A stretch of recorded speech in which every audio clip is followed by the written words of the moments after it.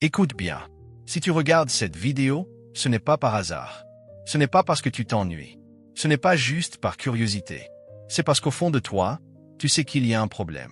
Tu penses peut-être être accro au porno. Et cette pensée te suit depuis un moment. Tu as essayé d'arrêter. 1 semaine, 3 jours, peut-être même quelques heures. Et à chaque fois, ça commence pareil. Tu es motivé. Tu te dis, cette fois, c'est la bonne. Tu effaces l'historique. Tu prends une décision ferme. Tu te sens fort. Puis un soir arrive. La fatigue, le stress, la solitude, l'ennui.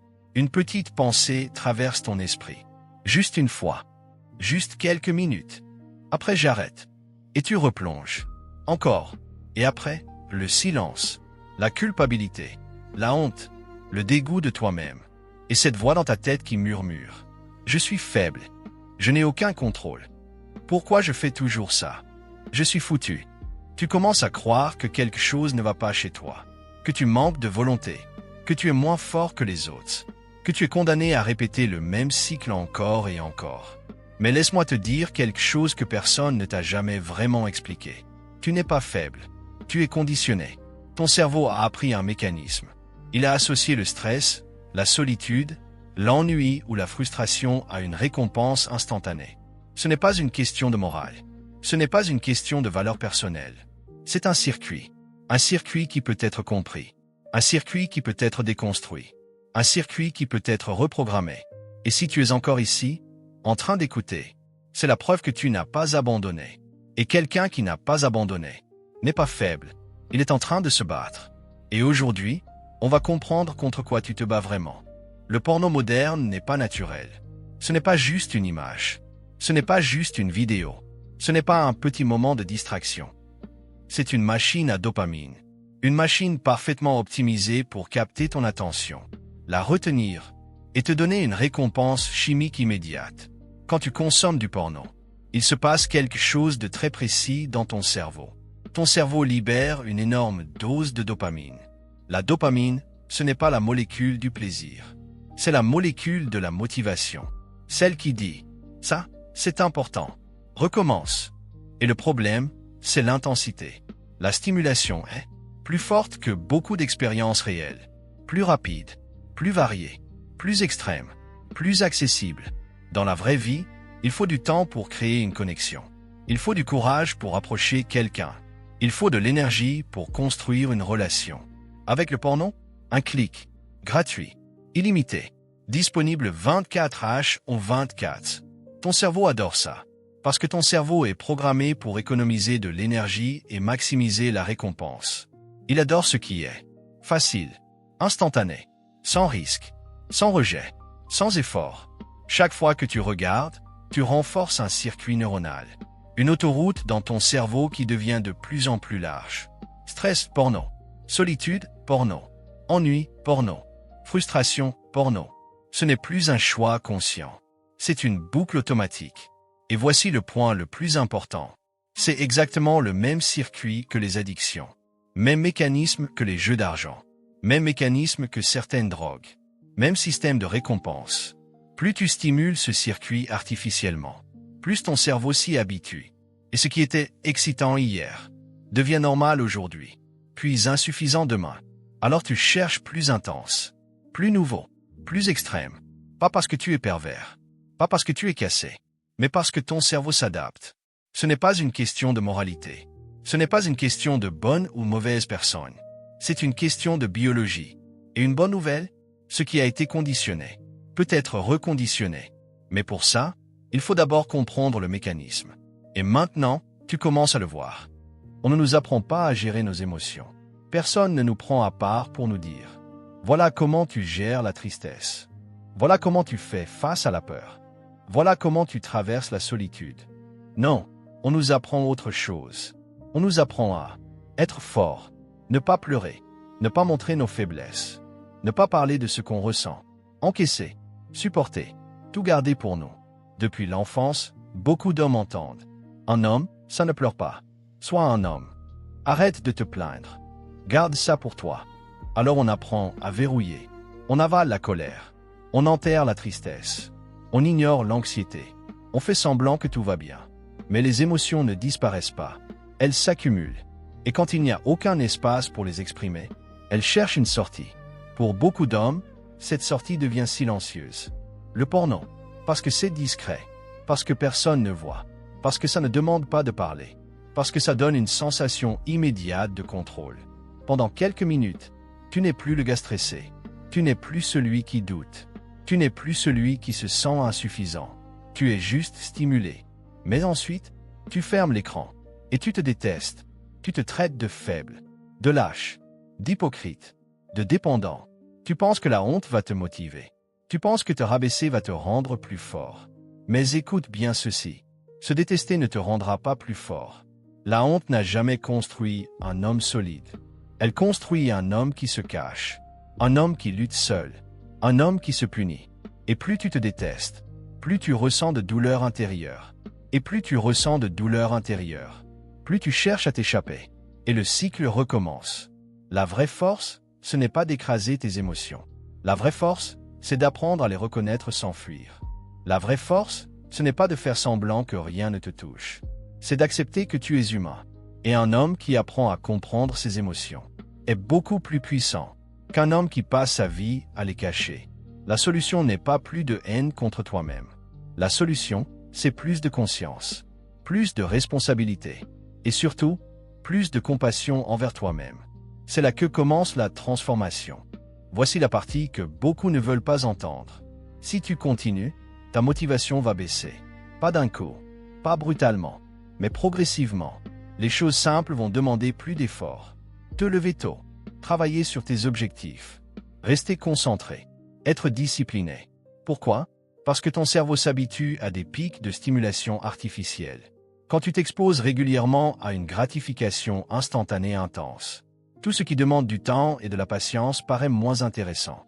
Ton énergie va baisser, pas seulement physique, mentale, moins d'envie de te challenger, moins d'élan, moins de feu intérieur. Ta confiance va baisser, pas parce que tu es incapable, mais parce que, au fond, tu sais que tu te caches. Chaque promesse non tenue envers toi-même laisse une trace. Tu te dis « j'arrête » et tu ne tiens pas. Petit à petit, tu commences à douter de ta propre parole. Et quand un homme ne croit plus en sa parole, sa confiance s'effrite. Tes relations vont en souffrir. Parce que ton cerveau s'habitue à une stimulation rapide, variée, extrême. La connexion réelle demande présence, patience, vulnérabilité, effort.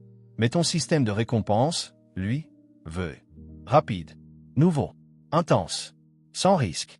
Et la vraie vie devient fade. Les conversations paraissent moins stimulantes. L'intimité réelle semble moins excitante. Les objectifs à long terme paraissent trop lents. Pas parce que la vie est fade, mais parce que ton seuil de stimulation a été artificiellement élevé. Et c'est ça la vérité difficile. Ce n'est pas une question d'être mauvais. Ce n'est pas une question d'être sale ou pervers. C'est une question d'adaptation neurologique. Ton cerveau s'adapte à ce que tu lui donnes le plus souvent. Si tu lui donnes l'instantané, il devient impatient. Si tu lui donnes l'extrême, il devient insatisfait du normal. Mais voici l'autre vérité, celle que peu de gens disent. Ce qui a été conditionné peut être reconditionné. Ton cerveau peut redescendre. Ta motivation peut revenir. Ton énergie peut se reconstruire. Ta confiance peut être restaurée. Mais cela commence par accepter cette vérité difficile et décider que tu veux plus que quelques minutes de stimulation. Tu veux une vie qui a du poids, du sens, de la maîtrise. Et ça se construit. Je ne vais pas te vendre une solution magique. Il n'y a pas de pilule, pas de méthode secrète en 24 heures, pas de transformation instantanée. Mais voici le début, un vrai début. 1. Ne compte pas les jours. Change ton identité. Beaucoup de gens disent « ça fait 3 jours, ça fait 10 jours, ça fait 21 jours ». Et toute leur identité tourne autour du fait de résister. Mais si tu te vois comme quelqu'un qui essaie d'arrêter, tu restes quelqu'un qui lutte. Change ton identité. Dis « je suis un homme discipliné. Je suis un homme qui contrôle ses impulsions. Je suis un homme qui respecte son esprit. Pas « j'essaie d'arrêter ». Pas « j'espère tenir ». Ton cerveau agit en cohérence avec l'image que tu as de toi-même. Un homme discipliné ne négocie pas avec ses impulsions. Il agit selon ses standards. 2. Supprime les déclencheurs. La volonté seule ne suffit pas. Si ton environnement est rempli de tentations, tu vas finir par craquer. Alors sois stratégique. Désinstalle certaines applications. Bloque les sites. Active des filtres si nécessaire. Évite de rester seul, tard la nuit, sans objectif. Beaucoup de rechutes arrivent quand tu es fatigué. Tu es seul. Il est minuit passé. Tu scrolles sans but. Ce n'est pas un manque de morale. C'est un manque de structure. La discipline est plus facile quand l'accès est difficile. Rends la mauvaise habitude compliquée. Rends la bonne habitude simple. 3. Remplace. Ne supprime pas. Tu ne peux pas juste enlever une habitude puissante sans la remplacer. L'énergie sexuelle est une des énergies les plus fortes chez un homme. Si tu essaies de l'écraser, elle reviendra plus forte. Transforme-la. Canalise-la. Quand l'envie monte, va t'entraîner. Fais des pompes. Cours. Travaille sur ton projet. Écris. Lis. Apprends une compétence. Prie. Médite. L'impulsion dure rarement plus de 15 à 20 minutes si tu ne l'alimentes pas. Utilise cette énergie comme carburant. Beaucoup d'hommes puissants ont appris à transformer leur pulsion en ambition. 4. Accepte les rechutes. Voici une vérité importante. Si tu rechutes, ce n'est pas la fin. Ce n'est pas un échec définitif. Ce n'est pas la preuve que tu es incapable. C'est un signal. Au lieu de te détester, analyse. Pourquoi? À quel moment précis? Quelle émotion était présente? Stress? Solitude? Ennui? Fatigue? Frustration? Chaque rechute contient une information. Si tu l'analyses, tu deviens plus conscient. Si tu te juges, tu restes bloqué. La différence entre quelqu'un qui reste prisonnier et quelqu'un qui se libère n'est pas l'absence de chute. C'est la capacité à se relever intelligemment.